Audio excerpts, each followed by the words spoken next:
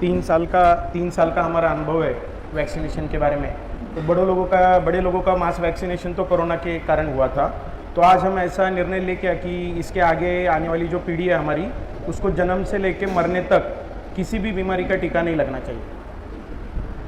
देखिए, इस तरह का कोई भी आप काम करने चलते हो जब समाज के अंदर, तो समाज आपको ठीक समझे ना समझे ये अलग बात है, लेकिन समाज में एक बात चली जाए अगर कि आप लोग गलत लोग नहीं हो, तो आपकी बात का असर ज्यादा होगा। और इसमें ये जो ऐलान की आप बात कर रहे हो, ये ऐलान आपका किसी काम का नहीं होने वाला। उसका कारण है, आज लोगों तक बात पहुंचाने के लिए हम लोग सहारा लेते हैं सोशल मीडिया का। ये जो लाइन आपने बोली है कि किसी भी बीमारी का कोई टीका नहीं लेना है, ये लाइन अगर हमने वीडियो में से नहीं काटी तो पूरी वीडियो के साथ पूरा चैनल भी उड़ा देंगे ये लोग। नहीं समझे आप बात? मतलब हम अगर इस बात का ऐलान करेंगे तो लोगों तक पहुंचेगी कैसे बात? तो हमको पहले अपना तंत्र विकसित करना पड़ेगा, और जब अपना तंत्र विकसित हो गया, हमारी खबरें प्रेषित होने का रास्ता तय हो गया, हमको पता लग गया। जैसे अभी हमने जनता सरकार मोर्चा में एक हमारा सिस्टम है कि मैं केवल 20 लोगों से बात करूंगा, ज्यादा लोगों से आप बात नहीं कर सकते। तो अब आपको क्या करना है, अपनी 20 लोगों की टीम बना लो। आपने भी सिर्फ 20 लोगों से बात करनी है। यानी यहां से अगर फोन आएगा 20 लोग आधे घंटे के अंदर अंदर पूरे, यानी जैसे मैंने कॉल किया तो 30 सेकंड या 1 मिनट में बात कर ली, तो उसे अगले 30 मिनट में आपने अगले से कर ली, अगले 30 मिनट में अगले से कर ली। तो मुझे अगर 20 लोगों से बात करने में आधा घंटा लगेगा, तो आपको भी आधा ही घंटा लगेगा, आपको भी आधा ही घंटा लगेगा। यानी 1 घंटे में हम पूरे देश के अंदर बात पहुंचा सकते हैं, बिना व्हाट्सएप के, बिना सोशल मीडिया के खास तौर पर। अगर हमने ये सिस्टम विकसित कर लिया तो फिर हम ऐलान करेंगे कि आज ये बात का ऐलान हो गया तो ऐलान हो गया।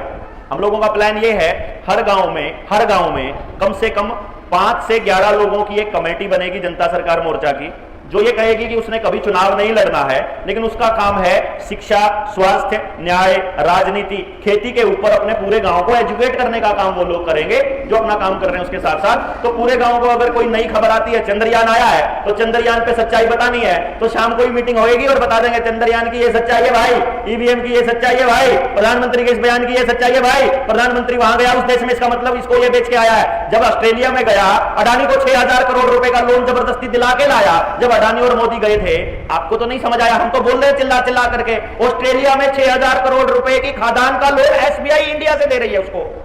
वो ऑस्ट्रेलिया में बिजनेस कर रहा है और लोन यहां से मिल रहा है उसको।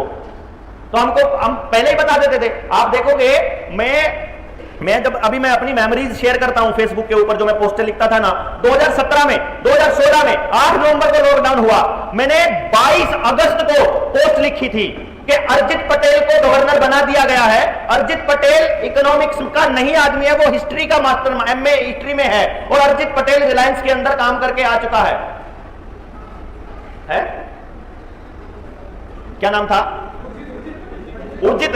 हाँ, वो अर्जित उर्जित एक ही है, दोनों मात्रा चलानी, काट दो आगे का डंडा। उर्जित पटेल को, अच्छा, वो रिलायंस के अंदर डायरेक्टर रह के आया हुआ है।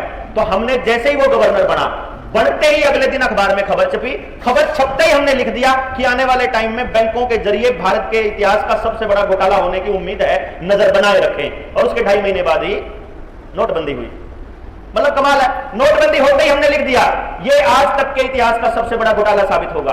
देश के अंदर उससे पहले 16 लाख करोड़ रुपए की करेंसी थी अपने देश के अंदर, जिसमें 500 और 1000 के नोट की करेंसी की वैल्यू थी 14 लाख करोड़ रुपया।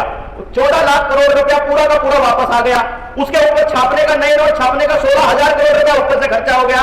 जो बाकी की एडवर्टाइजमेंट का, उन चीजों का, जो लोगों का पैसा बर्बाद हुआ, वो अलग से। तो फिर वो ब्लैक मनी कहां गया, ये बताने के लिए जब आरबीआई ने वो पूरा का पूरा आंकड़ा जब हमको दिया, तो हम समझ गए थे कि इस टाइम पे नकली नोटों की 2 गड्डियां छप चुकी हैं। एक गड्डी का जो है उसको बैंक में भेज दिया गया है, और दूसरी गड्डी को अदला बदली का काम भाजपा के कार्यालय से चल रहा है। चल रहा था कि नहीं चल रहा था? उस टाइम पे 2000 का नोट भाजपा के कार्यालय से मिल रहा था। तो आज के टाइम पर देश के अंदर 34 लाख करोड़ की करेंसी हो चुकी है। यानी उन्होंने डबल पैसा छाप दिया अपने आप से नोटबंदी करके, आपको पता भी नहीं चला।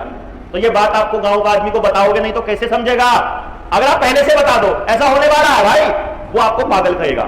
हमको भी बोला तो नकारात्मक है, तेरे को तो सिर्फ नेगेटिविटी नजर आती है, तू कुछ पॉजिटिव भी बोला कर। अरे पॉजिटिव बोलने के लिए हमारे पास पीआरओ है भाई, डीपीआरओ है ना, सरकार के पास पब्लिक रिलेशन का दफ्तर है ना। पब्लिक रिलेशन के दफ्तर को करोड़ों रुपए का बजट मिलता है अखबारों में अपनी एडवर्टाइजमेंट देने का, टीवी पे एडवर्टाइजमेंट देने का। तो सरकार अपनी योजनाओं की एडवर्टाइजमेंट करने के लिए हमारे पैसे से एडवर्टाइजमेंट करती है, हम तो नहीं बोलते। वो तो पॉजिटिव बोलने के लिए सरकार के पास डीपीआरओ है, नेगेटिव बोलने के लिए जनता है। जनता का काम ही अपोज करना है, जनता का काम ही कमी निकालना है। तो अगर अपने पास हर गांव के अंदर 5 से 11 लोगों की कमेटी होएगी तो क्या गांव के अंदर कोई अफवाह फैल पाएगी? भाईचारा टूट पाएगा? कभी नहीं। अगर उनका लालच ही नहीं है 11 लोगों का, अपना कोई लालच नहीं है, चुनाव उनको लड़ना नहीं है, कोई फालतू के चक्रों में पड़ना नहीं है, उनका काम केवल एजुकेशन का है, तो आपके गांव में कोई गलत बात, गलत अफवाह फैल ही नहीं सकती। गांव से वहां से टीवी में कुछ भी चलता रहे, हम पहले से ही बता दिया करेंगे कि ये बोला है मोदी ने, शाम को अखबार टीवी में ये आएगा, कल सुबह अखबार में ये आएगा, उसका मतलब ये समझ लेना। ये तीनों चीज आ जाए तो समझ जाओ गांव के अंदर, पहले ही समझ जाएंगे, अच्छा ये हो रहा है, पता लग गया, पता लग गया।